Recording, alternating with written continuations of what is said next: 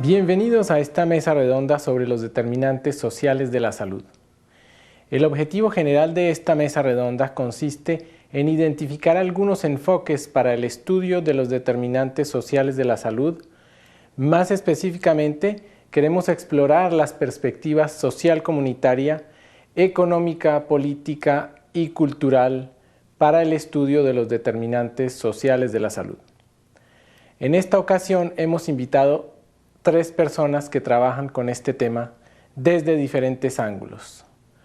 Hoy nos acompaña la doctora Louise Potvin, quien se desempeña como profesora del Departamento de Medicina Social y Preventiva de la Universidad de Montreal. Es investigadora del Grupo de Investigación Interdisciplinaria en Salud GRIS. La doctora Potvin es la directora de la Cátedra Enfoques Comunitarios Desigualdades en Salud. Igualmente hoy nos acompaña el doctor Gilles Bibeau, profesor de Antropología Médica de la Universidad de Montreal y corresponsable de la red REDET.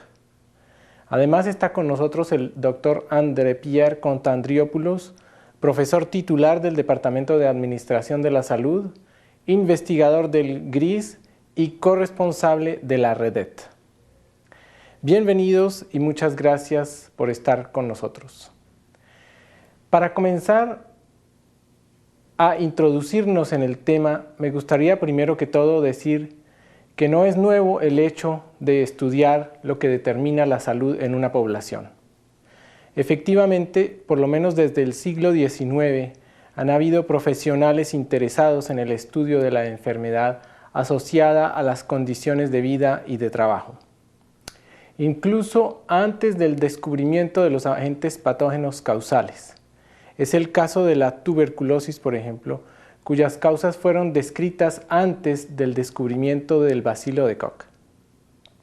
Dentro de las causas fueron descritos el agotamiento físico, la nutrición insuficiente, así como también el hábitat y el trabajo insalubres. Hoy, casi 2 siglos después, continuamos estudiando los determinantes sociales de la salud para tratar de comprender mejor los mecanismos complejos sobre los que se basa el fenómeno salud-enfermedad y en la búsqueda permanente del bienestar de la sociedad. Numerosos investigadores de diferentes disciplinas, ya sea de la sociología, de la antropología, de la economía y de la medicina, entre otras, han estudiado los determinantes sociales de la salud.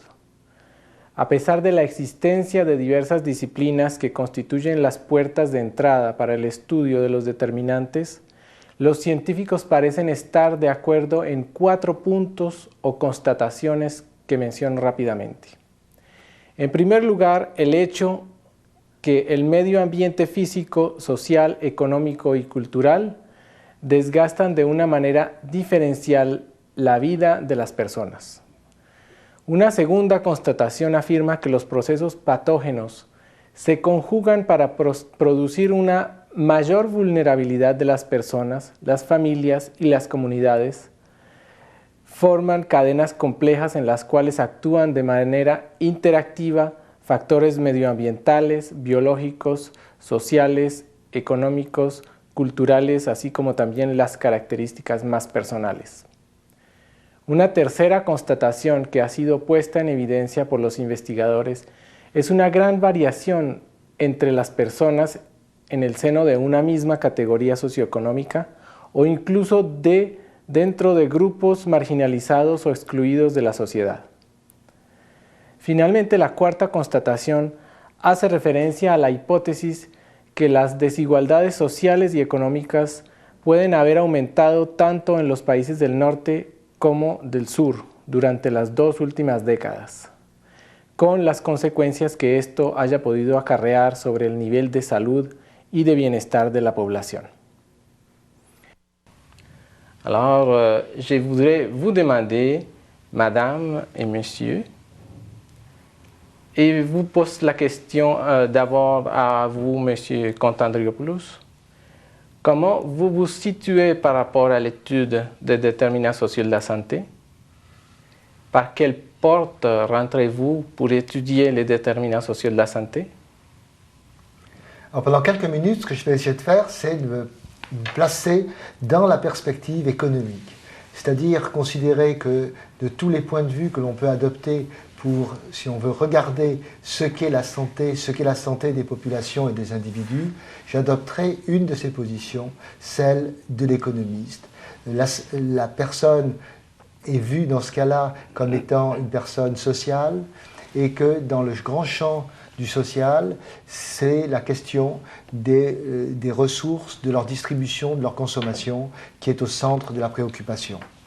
Alors la perspective économique sur les déterminants de la santé s'inscrit dans une longue tradition où la santé est conçue principalement, fondamentalement, comme une ressource qui contribue au bien-être. La perspective économique consiste donc à analyser comment cette ressource, la santé, est produite, distribuée, utilisée. Comme Mauricio Gomers vient de le rappeler, la préoccupation des économistes en regard de la santé date à peu près de la naissance de l'économie. Dès le XVIIIe siècle, au moment de du début de la révolution industrielle, on se demandait déjà comment des populations allaient pouvoir être mobilisées pour produire des biens et des services, et on remarquait que ces populations-là avaient un capital de santé qu'on pouvait mobiliser plus ou moins bien, qui pouvait être atteint de façon plus ou moins grave par la maladie qui les retirait du monde du travail et donc qui rendait leur productivité inférieure.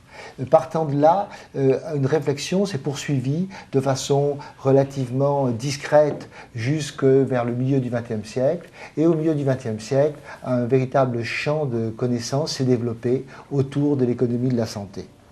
La première chose qu'il faut remarquer, c'est que dans ce domaine-là, la santé n'a pas fait l'objet d'une réflexion très approfondie. Très fondamentalement, dans la perspective économique, la santé est perçue comme étant cette ressource qui est en quelque sorte érodée par la maladie. Et il suffira pour l'économiste, bien souvent, de parler de la maladie comme étant la dimension négative de la santé pour parler de la santé. Alors, de plus, il faut aussi constater que la position de l'économiste qui parle de la santé est essentiellement une position qu'on peut qualifier de positiviste. La santé est objectivable, elle est objectivable à partir de son élément négatif qui est la maladie. On peut dire que 5 grands domaines sont abordés par les économistes de la santé.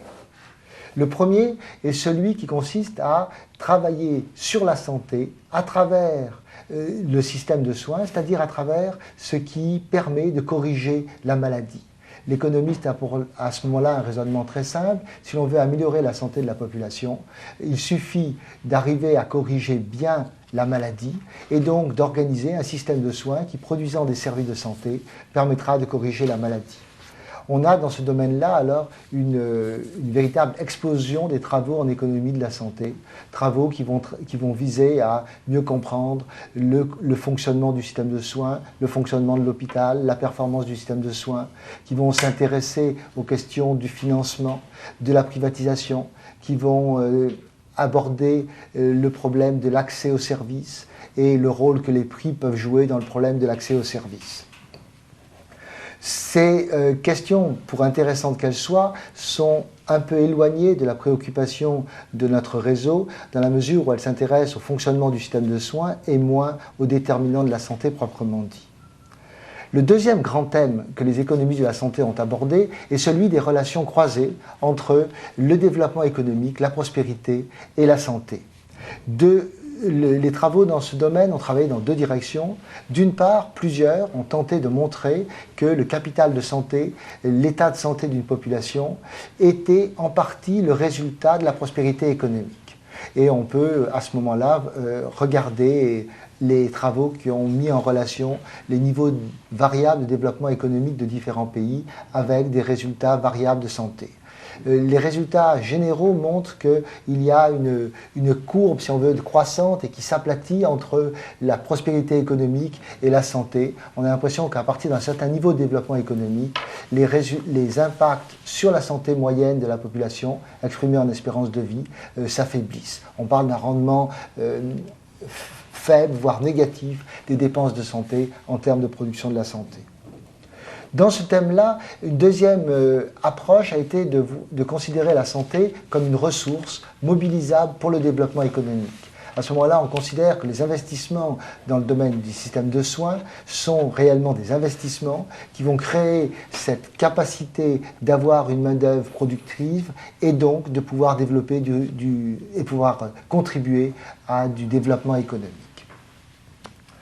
Le troisième thème est celui qui a réuni des économistes autour de l'observation que ce n'était pas tant le niveau moyen de ressources et le niveau moyen de prospérité ou de revenus qui était un facteur porteur de santé à l'échelle des populations, mais beaucoup plus la question des inégalités de santé. Alors de très nombreux économistes ont travaillé sur la mesure des inégalités sociales, des inégalités de revenus, et ont associé ces mesures d'inégalité de revenus à la santé. Les résultats, en gros, disent plus il y a d'inégalités, moins bonne est la santé d'une population. La quatrième approche est celle qui consiste qui vise à établir ce qu'on pourrait appeler une fonction de production de la santé d'une population.